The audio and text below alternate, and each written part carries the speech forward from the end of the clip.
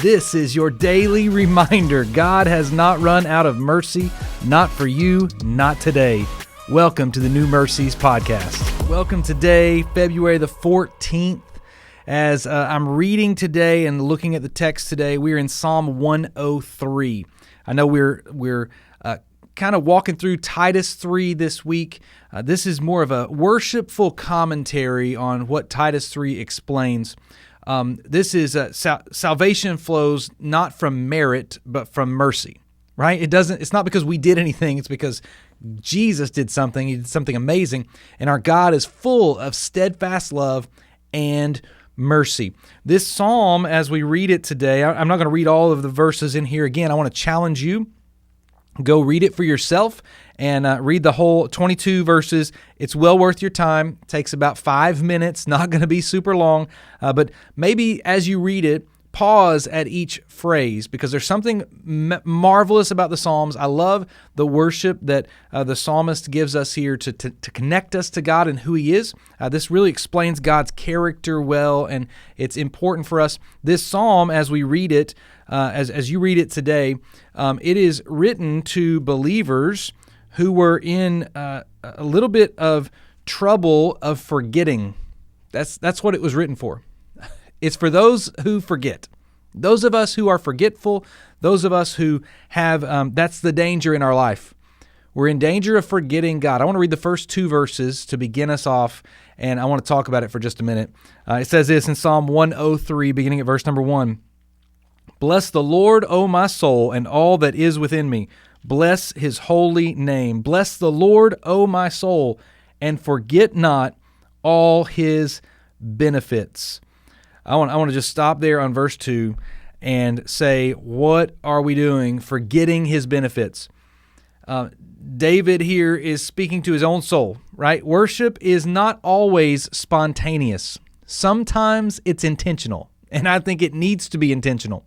Sometimes worship, we talk about worship in church settings. We talk about worship in different personal settings. I love to worship the Lord. I do. Now, it doesn't always look like a song and hands raised and all that. Sometimes it does. Sometimes it's in a corporate setting. Sometimes it's in my car. Sometimes it's in my office.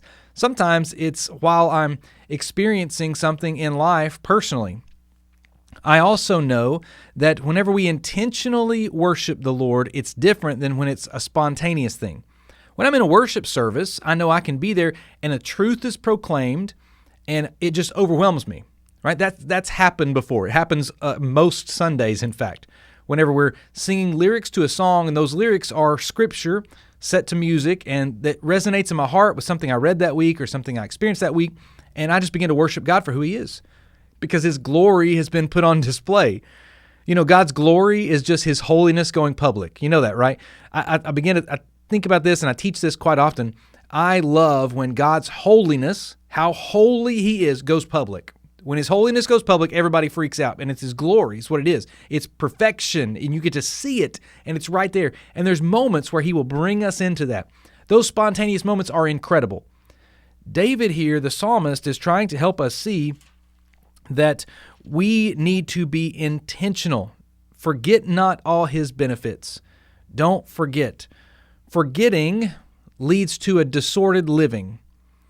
You know, if we're not careful, when our soul forgets who He is and what He's done, we will not celebrate Him.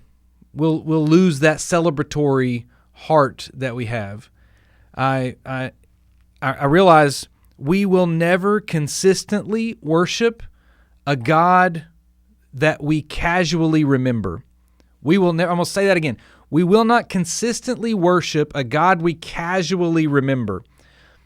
A problem across the globe with Christianity. I've been to several countries. I've seen a lot of church services. I've seen church services in outdoors because they didn't have a building to meet in, because they didn't have the money or the supplies to build a building. I've been in some of the nicest buildings in the Western Hemisphere, some of the nicest over in Rome. I've seen all kinds of great places, amazing things. And what I've noticed is if we are casually remembering this God and all He's done for us, our worship we're going to find less and less spontaneous moments, right? I think about What would it look like if we didn't just remember him on the weekends? What would it look like if we didn't just remember him on Sundays whenever we go and gather? Or as the statistics show, maybe we only worship once or twice a month. Well, that's considered a regular churchgoer now. And I'm not pushing that you have to be in church in order to be a good Christian. As one of the famous evangelists, Billy Sunday, said, standing in a garage doesn't make you a car, just like being in a church service doesn't make you a Christian, right? I'm not saying your church attendance is that. I am saying that whenever you're around the community of God, if you're a person of God, you want to be around the community of God. You want to be around the things of God. It's like we talked about in yesterday's episode, that the godly things are what you have in common with God, so be a part of godly things. Christian community is a godly thing. It's Him bringing us together to encourage, edify, lift up, build up, and call out and help to lift up, raise up each of us so that we're better in our Christian walk, so that we can connect deeper to God, so we can understand greater things in this world. I look at this and I think, why are we forgetting? We don't remember all of His benefits. And then it begins to list. Listen to what it says in the next few verses. I'm not going to read the whole verses. I'm going to read the beginning of each line. It says this God who forgives, who heals, who redeems, who crowns, who satisfies. He's good. Like, He's good. What happens? As soon as we start remembering, you know what we start remembering? He forgives. It starts with forgiveness. Do you know why? I think because we need to be humbled sometimes. And you know where humility comes from? Forgiveness. We realize we did something dumb and we had to be forgiven of it. We fell short. We had to be forgiven. He forgives and He heals. Who doesn't love someone who heals? Who doesn't love someone who can help rend a heart back together? Who doesn't love someone who is able to bring healing? I don't know anybody in the world who says, nah, I'd rather you just break things and leave. No, you want to put things back together. Let it be around someone that wants to heal things, right? Listen to this. It says, who redeems? He redeems your life from the pit. So not only is this the God who forgives, not only is this the God who heals, it's also the God who redeems or sets right out of the mess that you were in. He redeems you. He pulls you out of the pit that you got yourself into. It's amazing. Then what does He do? He crowns you. He crowns you with steadfast love and mercy.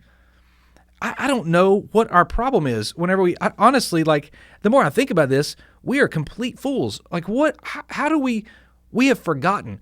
Today, here's your challenge today. I'm not even going to get through the rest of the psalm. Here's your challenge today. Remember what God has done.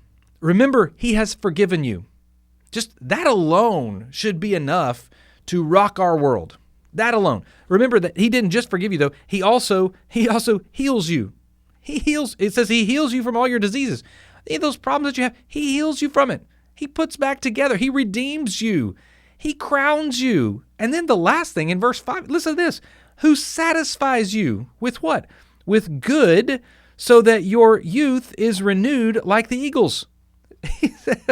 He not only has forgiven you of your dumb stuff, myself included. I read this today and I'm just thinking, man, how in the world have I missed out on this? How have I missed out on the understanding that I'm waiting on spontaneous worship to happen instead of intentional worship? Today, maybe intentional worship needs to be your strive and your goal. Maybe that needs to be what it is this Sunday. Maybe you're watching this, on Saturday, whenever this release. Maybe you're watching this, I don't know, in 2028. I'm not sure. I don't know how the internet works, really. But maybe wherever you're watching this, maybe it's time to not wait on spontaneous worship and get into intentional worship. How do you get into intentional worship? Well, you remember what He's done for you. You start to remember. I know this. If you are a believer, if you honestly take 15 minutes today and begin to write down the things God has done for you, maybe you just need to remember how far gone you were. Maybe you just need to remember where you were headed, right? Maybe you just need to remember where you had no hope at all. And He has come and forgiven you. Why? Because you did something great? No. Nobody. We read this week. While we were still sinners, Christ died for us. While we were in the wrong, Christ died for us. And what did that mean? God demonstrated, He proved His love that while we were sinners, He died for us. You want intentional worship? Remember Him. Remember Him. Remember Him. I am not sitting here today because I'm worthy. I am sitting here today because God's faithfully merciful. That's why I'm here today. I read back through all the text again. I can't get past the first 5 verses. So I'm sorry.